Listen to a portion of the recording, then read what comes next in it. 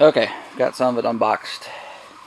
We got the PureSpa 6-person Intex, which is heavy, very, very heavy box. There is the actual spa. This is the cover. There's the mat. And there is the heating unit, which also apparently has a pump in there, an air pump to fill it up. And then we're just going to run the cord through there. Got an extension cord right to there. I also picked up a spa kit. There is some filters. We got some turtle scum out, apparently for oil and dirt and scum, to pick those up. Spa kit, haven't got that open yet. And heater. And filters. Got a pack of 12. From what I've seen online, looks like you replace those every, I think it was every few weeks or a month or something like that, so I got a pack of 12.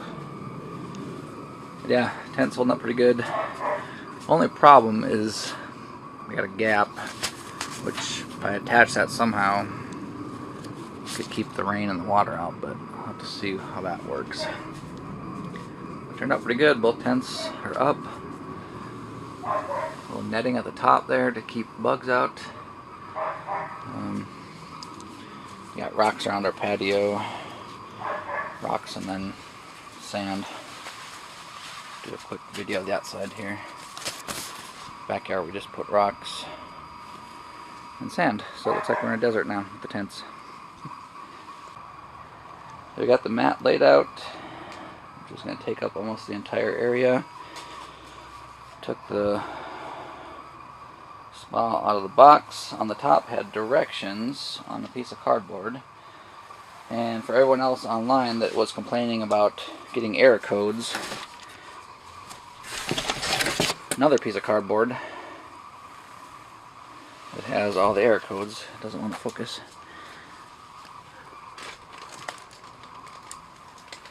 It gives a list of all the error codes, which was in the bottom of the box, which probably gets thrown away by everyone else. Alright, got it laid out.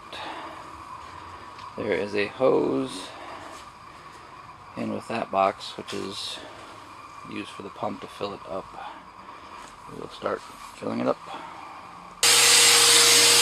So this is going to be a little loud, but that wasn't too bad. Instructions are pretty clear. You just attach this top piece. There's 3 screws. You attach that. You take off the cap. Put the hose on. And it says to push the bubbles. It doesn't tell you to turn it on, so kind of an obvious step. Turn it on first. Push the bubbles, and it is filling with air. So not too bad. And we have the cover. Oh, and I forgot to mention the bag. Comes with a carrying case. Nice big, huge carrying case if you want to pack it all up and store it away. Well, we'll see how long that takes. So that didn't take long at all. It's almost full. Took about maybe 10 minutes. And then we fill up the cover next.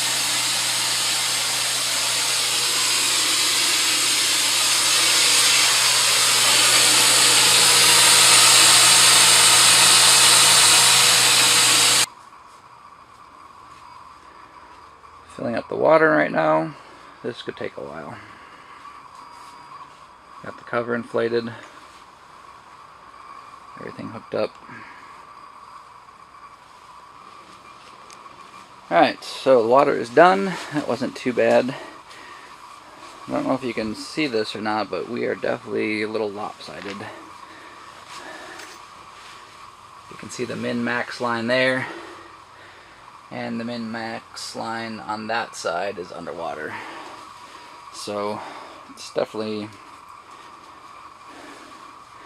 Definitely not level, but we have a 10 by 40 foot patio off the back of the house, and that's where this sits on. This is taking up 10 by 20 of the patio anyway. But it's all done. Going to turn on the heat, get the cover on. It should be warm enough by tonight. Everything else seems to be holding. It's been pretty windy today. The sides have been blowing around quite a bit. The tent frame and everything else hasn't really budged at all. Going to get this cleaned up.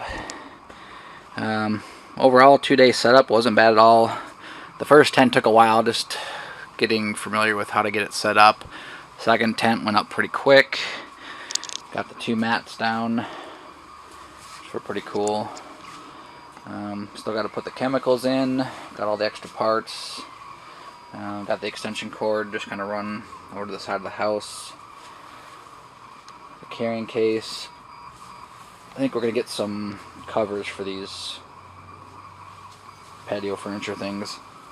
Just something to look a lot nicer. These have been sitting out for quite a while out in the rain and the snow. They've just been sitting outside. So we'll get something to cover those. Probably get a couple little tables in here to kind of get the cord off the ground and just for drinks and whatnot. But overall, it's pretty nice. We'll see how the water goes, how long it takes to heat up. Get the cover on, get it going. Oh, I want to do a video outside.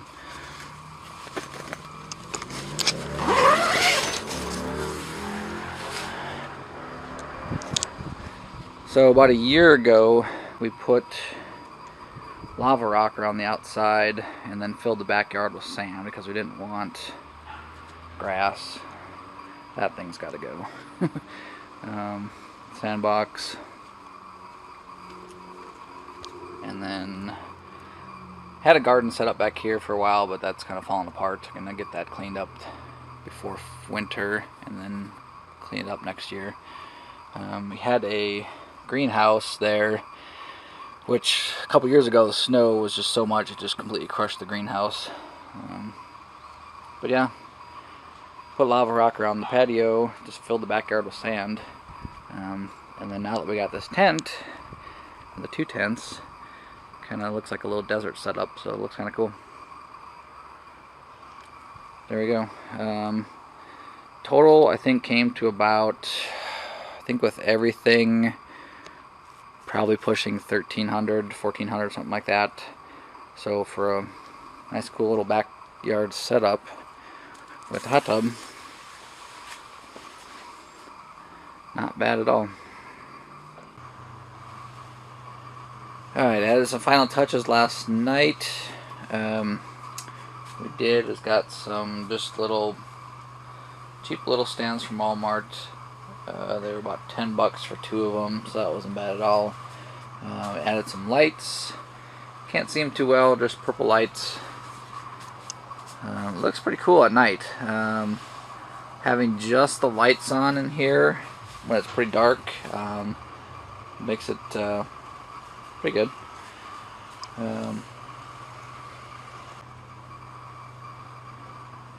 Alright, this will be the last part of this, I believe.